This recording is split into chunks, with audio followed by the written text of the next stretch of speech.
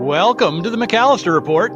We join John McAllister, top football evaluator, as he shares wisdom and interviews coaches and athletes from around the country.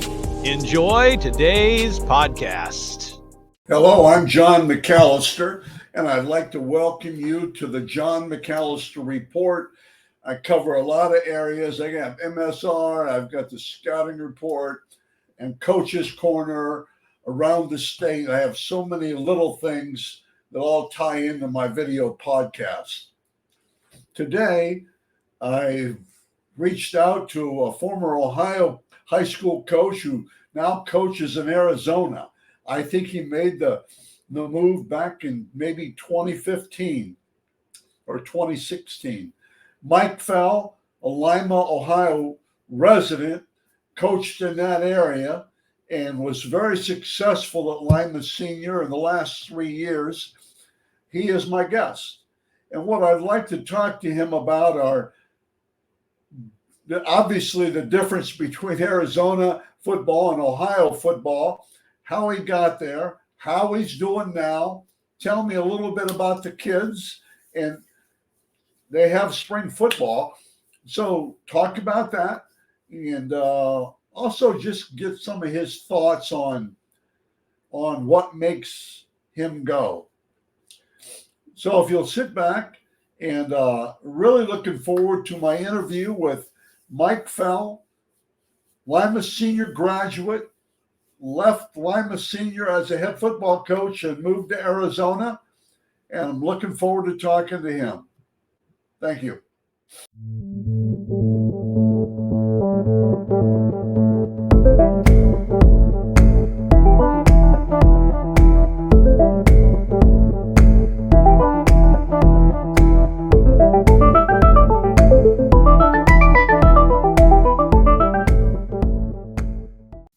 Like I said earlier, my guest is Mike Fell in the Arizona high school system.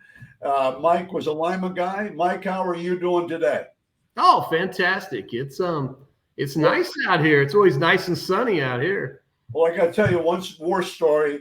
A few years ago, I had a friend that coached at Arizona, Tim Kish, and I called him in March, just kibitz with him, and I said, when you coming back to Ohio?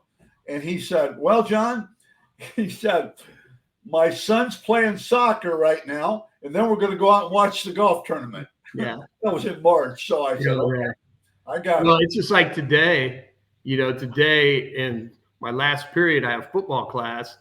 BYU and Northern Arizona are coming to watch my quarterback and receivers throw the ball, so it's nice enough that we can go out on our turf field and throw the football in the middle of January. So for sure. Okay.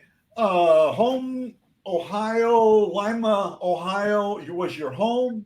Lima Senior, I watched you coach there. I watched you at Ada, and I didn't see you at Columbus Grove. Did I miss one there? Salina was in between Columbus Grove. Oh. I went Columbus Grove, Salina, then I went to Ada, and then to Lima. Okay, well, I bet I knew that. I just forgot because I think you had a quarterback back then. Yes. Yeah. Okay. Well, that's good. In Ohio, you must have done pretty well. I think you've got something like 221 victories, probably more now. Yeah. How many in Ohio? Do you remember?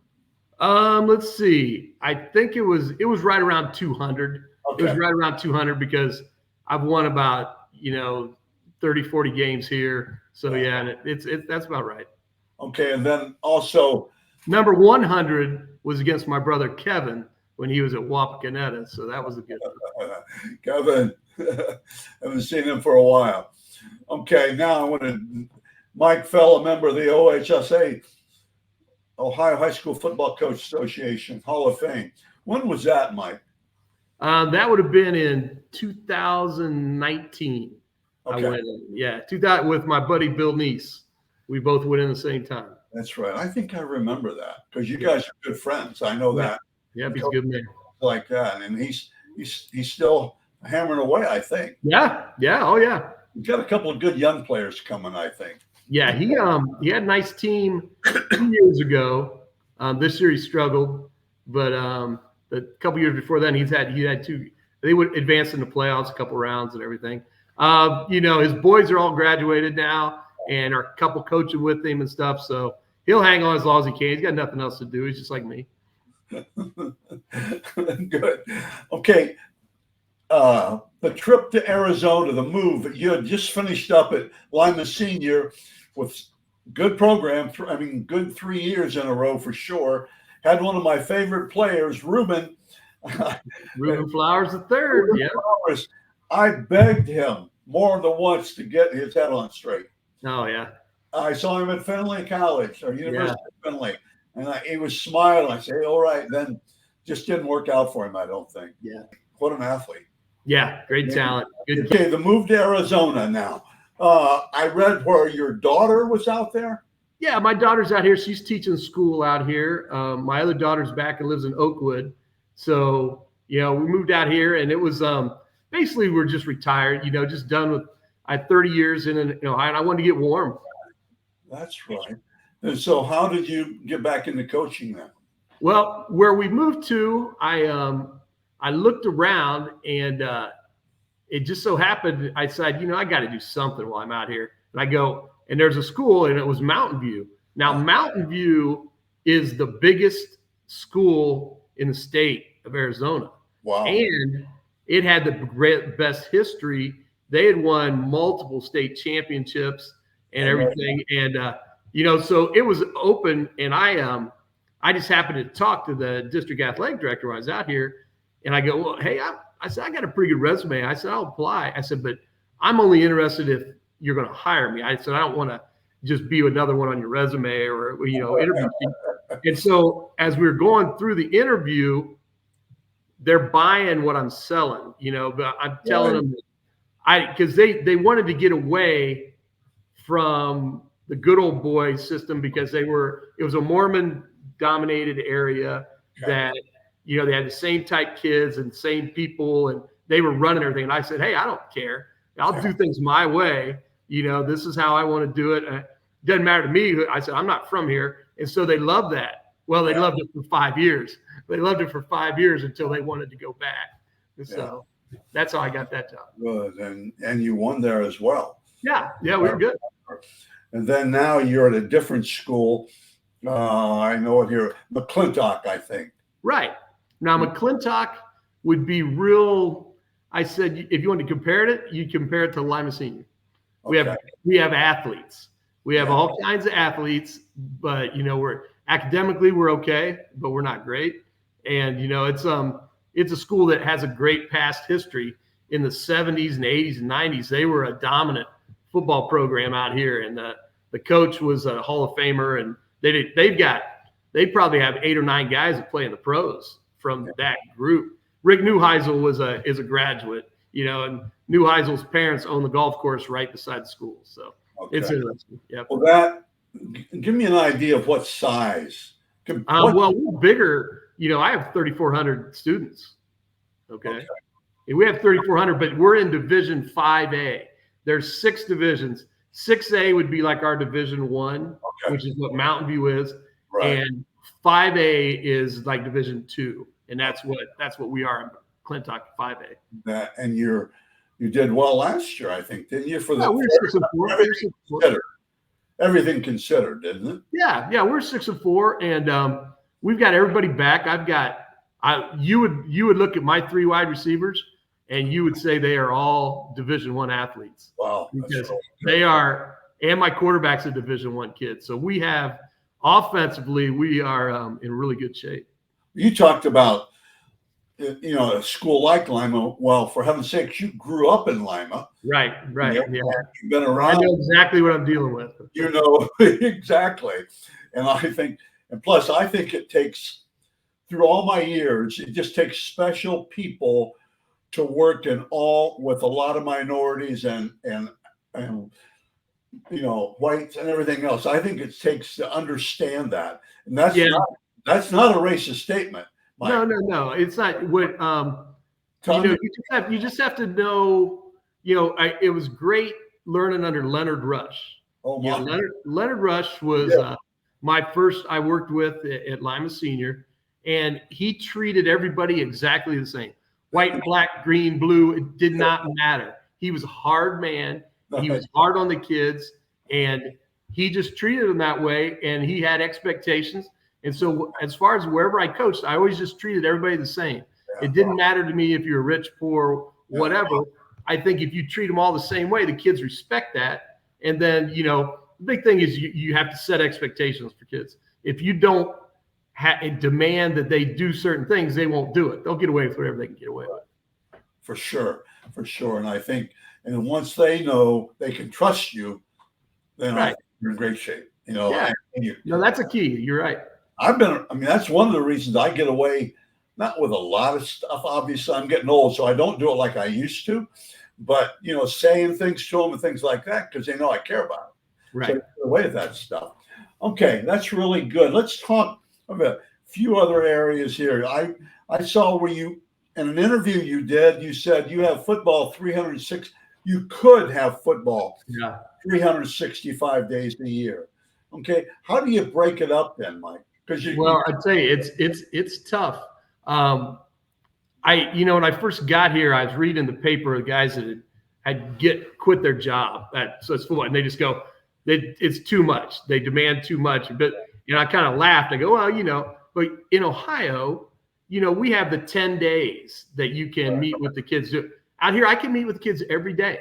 Yeah. Like today, if I wanted, with the kids that aren't in another sport, if I wanted to go out and practice football, just on our own, and we could do it. It's legal, So with that comes the same thing as, so now I'm responsible for their academics 365 days a year. Yeah. And I'm responsible for them coming to school, and I'm responsible for them doing. So what you get is every day you're here, it's like you have 150 kids of your own. Yeah. And, in Ohio, not that you ignored them, but, you had lifting 3 days a week, and you didn't have spring football, so it's a lot.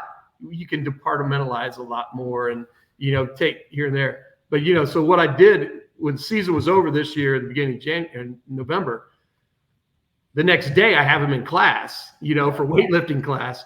Yeah. But I let them play some basketball. I let them do some things. And so we didn't get really started back into football until January. Yeah, which is good, by the way. So they got a little bit of a break, and, now they're excited to get going. I believe in that. Okay. You mentioned spring football, and that would, for the coaches listening, you get them all fired up. Tell me about spring football. Well, you're not allowed to, you don't have pads, you don't have pads, but that's really important. Let me stop you. Say, you don't have pads, so you don't have to dress up in pads. Okay? Right. Now, it's like the beginning. It's like your first 5 or 6 days of no pads in Ohio. Okay. So you can get up to 18 days of spring football. Okay. And you can actually go and practice with couple other schools if you want. But the thing is, anymore you get pretty physical in that stuff. You're still doing things where you're kind of bumping into each other, and you're doing your 7-on-7 and doing stuff. So it's a nice time. But I personally don't use all 18 days. I use about 10 to 12, and I try to keep it quick. And we go hour and a half, because it's so hot. You can't go much longer than 2 hours anyway. And so we go an hour and a half, and you get in all your special teams, you get in all your stuff that way. It's great. See, I think that what you're talking about is huge. I'd probably limit it to 10 days or maybe 12 days, but you can even get together with other schools or something like that. And you wear helmets, you wear hats in? No, you can't wear anything. Okay. You can't wear anything that way. And it was funny when I was the president there in Ohio, Urban Meyer said, well, we'll get that in Ohio. Uh-huh. And I told him, I said, that's never going to fly in Ohio. I said, there's just too many small schools. Yeah. Ohio's dominated by, that's the difference. Out here, there's about a third of the number of football schools as there is in Ohio. Okay. That's interesting. That's good. And there's just not that many small schools where you'd be taking all the athletes and everything else. So we have spring football from the last week of April, the first 3 weeks of May. And usually by then, most of your sports are done. It's Okay. it's only the top state track meet guys and then baseball teams that make it into the tournament and stuff like that. Right. That's really good. Okay. Years ago, I was talking to the late Gary Moeller up in Michigan, and I said, Coach, what separates Ohio football coaches and from Texas football coaches? And he said, well, John, he said, you go into Ohio schools and the head football coach is probably there, but that'll be it. You don't get a lot of, maybe two more, but a lot of their staff are lay coaches or are in other buildings. Right. So he said, it's different. He said, if you go into Texas, he said, at lunch, the whole staff's sitting in the office talking football, or, all prep period or something like that. What's the coaching situation at your school? Well, that's funny you bring it up because at Mountain View where I was at, that's exactly how we had it. I had 6 coaches that were all teachers, all with me, and we had it set. And we would come into the weight room 7th hour for our class, and we had 6 coaches in there working, and it was perfect. But that's not how it is out here. The majority of it out here is the head coach is in the building, and then like right now I have a guy is in an elementary school, and I got 2 guys that are security guards at this. So I only have one other guy on campus with me right now that's a football coach. And that's frustrating, especially when the fact that I had that at my other school, and I was like one of the only coaches around that had it that way. That's the way you love to have it when you can do it, but it's hard to have. Well, that's really good. Do you find a couple more things? It goes well. Do you find attitudes of kids much the same as Ohio kids? Yeah. When I first got out here, I'm running that spread. Mike Mock and Coldwater were the first couple in Ohio.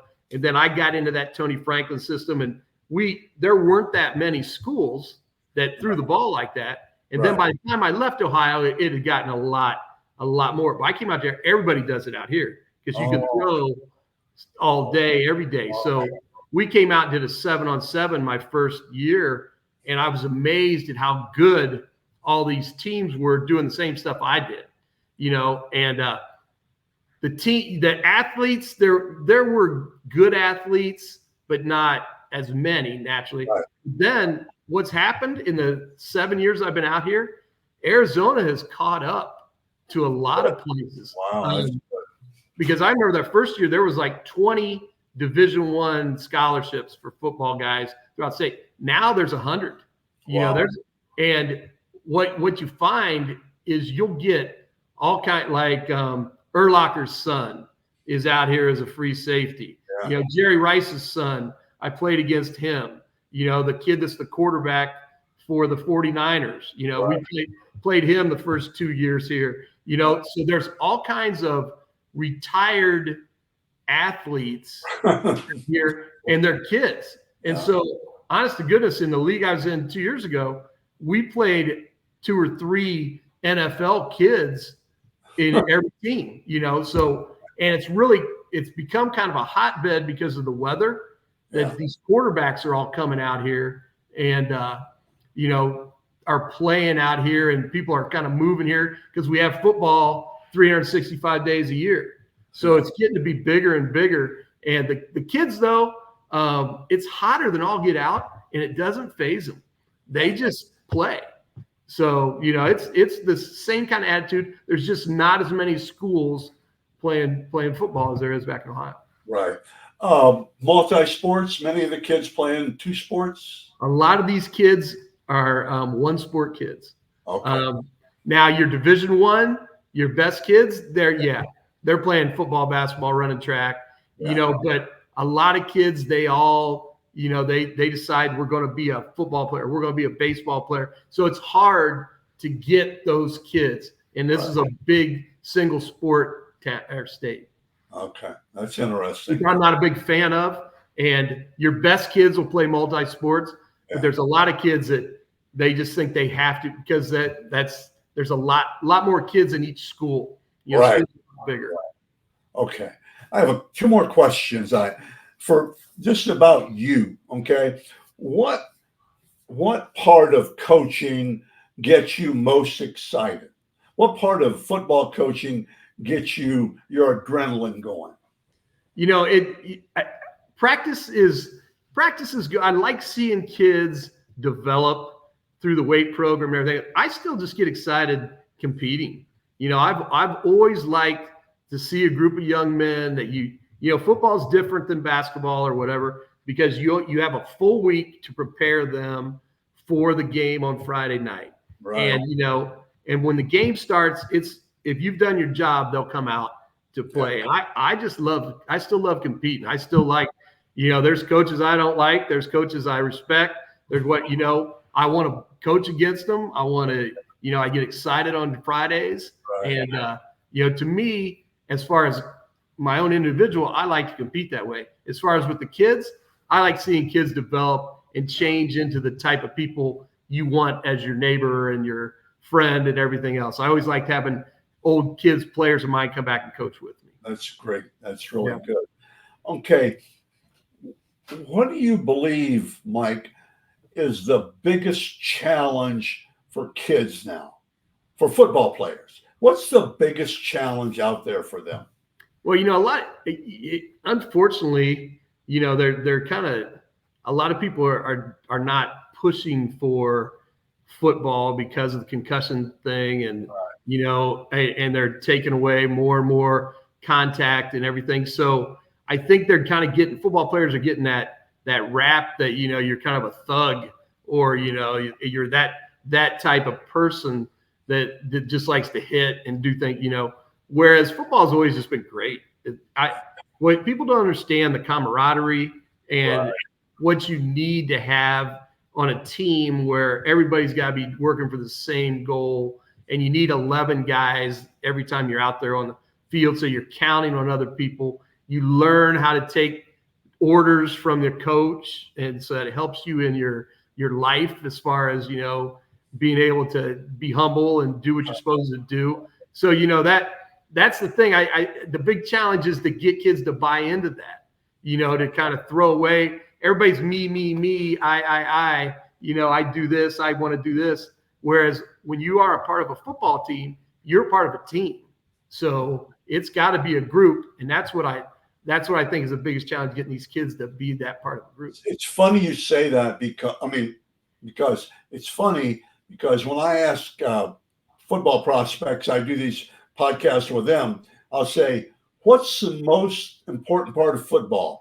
And almost 80% of them will say, being part of the team, being the team, traveling with the team and stuff like that in games. That's interesting. It's the thing is, because you'll get kids that don't get that, or parents that, and I get parents all the time that go, the kid goes, I really don't care about football that much, but my parents are making me play, and I get where the parents are coming from, because they want to be a part and be with the right kind of kids and stuff. Right. I think that's what they say. Yeah. Yeah. Here, it's really big for me to make us represent our school as good guys, as positive role models, not the clowns that are skipping class and doing all that stuff, and it's tough, because we have a harder, a lot of kids. And the one thing that's really different out here, John, is it's not like they're in your neighborhood playing for their neighborhood teams, because they come from all over. Okay. I've got players from South Phoenix, North Phoenix, other districts. Wow. There's not like a little neighborhood where I have all my football players. Right. Some of these kids take buses to get here to school every day and everything. So you got a bunch of individuals that are coming to your school, and you have to meld them into a team and in a family. And that's kind of why it works, because this is their family. They're coming here and getting with a group, and it's being a family. So that's why when you have good football teams, you'll see that they're real family oriented and real team oriented, because that's how it works. That's why you work 365 days a year. Right? Exactly, man. 365 days, making sure they get here for breakfast and have a ride home and all that stuff. Well, we're going to close. I really, really appreciate you taking the time to do this. No, it's great. I tell you what, I think it's fun what you're doing. I'm glad you stayed with it and stayed in it after you quit your scouting thing. And I know you're still doing it, but not to the level you were. And this is a perfect venue for you, and good luck with it.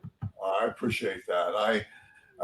If I retire, can I move to Arizona and be like your ball boy on the side? You come to Arizona, I'll put you to work, man. We need all the help we can get with football people.